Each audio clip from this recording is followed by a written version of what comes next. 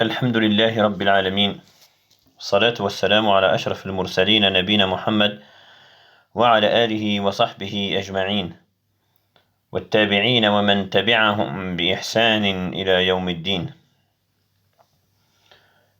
اللهم تقبل منا الصيام والقيام وسائر الأعمال. اللهم اغفر لنا الزلات. اللهم ارزقنا الجنة وما قرب إليها من قول وعمل، ونعوذ بك من النار وما قرب إليها من قول وعمل. اللهم اعتق رقابنا ورقاب آبائنا وأمهاتنا من النار. اللهم استرنا فوق الأرض وتحت الأرض ويوم العرض.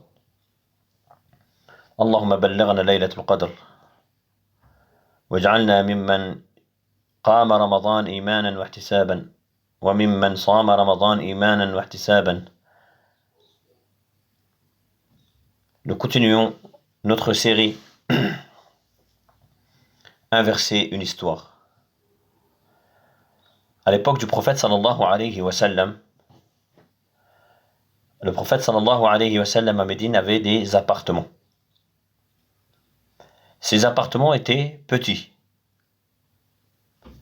Les murs extérieurs de ces appartements ce n'étaient pas des murs comme aujourd'hui. C'était des murs un peu plus grands que la taille d'un homme. C'était un mur un peu plus grand que la taille d'un homme. Lorsque le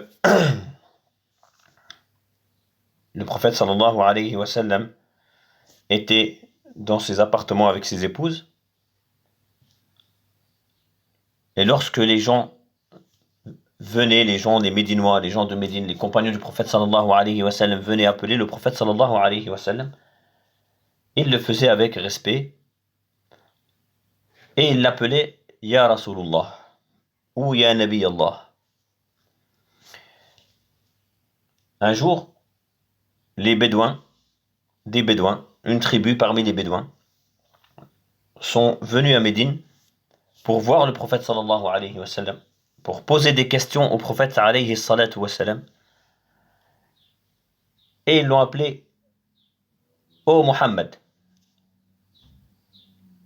avec une voix très haute, très forte.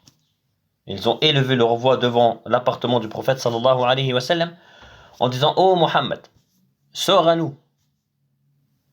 Ô Muhammad, sors à nous, sans dire Ô messager d'Allah, sans respecter les gens qui sont dans la maison du prophète sallallahu alayhi wa sallam, ou même le prophète sallallahu alayhi wa sallam. Il venait devant l'appartement du prophète sallallahu alayhi wa sallam et il criait Ô Muhammad, Ô Muhammad. Sors à nous, on veut te questionner, on veut parler avec toi. Le prophète sallallahu alayhi wa sallam est sorti de son appartement en colère après ces gens qui étaient venus le déranger, le faire sortir de chez lui d'une mauvaise manière, avec un mauvais comportement. Allah Azza wa Jalla a alors révélé le verset suivant. A'udhu billahi minash shaytanir rajim. Innal ladhina yunadunaka min wara'il hujurati aktharuhum la ya'qilun. ولو أنهم صبروا حتى تخرج إليهم لكان خيرا لهم والله غفور رحيم. Allah Azza wa Jalla nous dit dans le sens du verset, ceux qui t'appellent à haute voix de derrière les appartements, la plupart d'entre eux ne raisonnent pas. Et si ils patientaient jusqu'à que tu sortes à eux, ce serait certes mieux pour eux. Allah cependant est pardonneur et miséricordieux. Ces gens-là, la plupart d'entre eux ne sont pas raisonnables. S'ils seraient raisonnables, ils n'oseraient pas appeler le prophète sallallahu alayhi wa sallam de cette manière-là, en disant « Oh Muhammad » sans citer « Ya Rasulullah ». Ils diraient « Oh messager », « Oh prophète » avec une douce voix. Si ces gens-là raisonneraient, alors ils auraient attendu tout simplement que le prophète sallallahu alayhi wa sallam sorte à eux sans l'appeler, sans le déranger.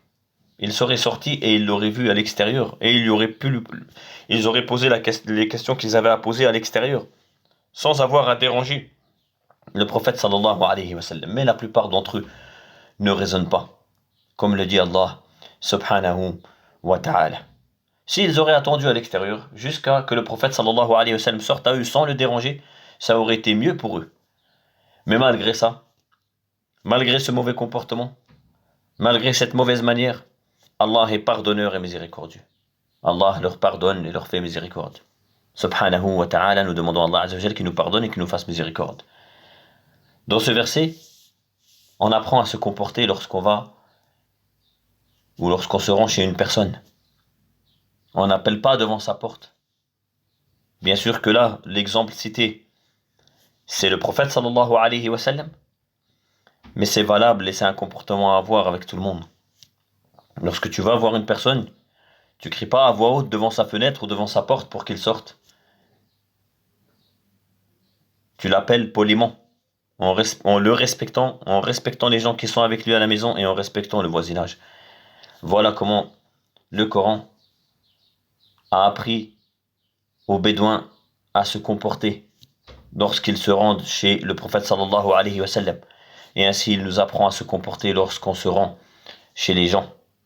Voilà ce verset et voilà cette histoire. Beaucoup de gens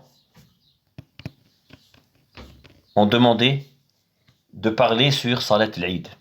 Car aujourd'hui, cette année, exceptionnellement, on risque de prier Salat al-Eid à la maison. Je vais laisser encore une ou deux leçons avant de parler de Salat al-Eid. Pour la simple raison que nous avons espoir en Allah subhanahu wa ta'ala que les choses changent et que les mosquées soient ouvertes. Il faut toujours avoir de l'espoir, faire des invocations et avoir de l'espoir et placer sa confiance en Allah subhanahu wa ta'ala. Donc je ne vais pas parler de Salat al-Eid à la maison jusqu'à un jour ou deux avant l'Eid. Car durant ces dernières nuits, nous devons redoubler d'efforts, nous devons invoquer Allah subhanahu wa ta'ala afin qu'il change notre situation.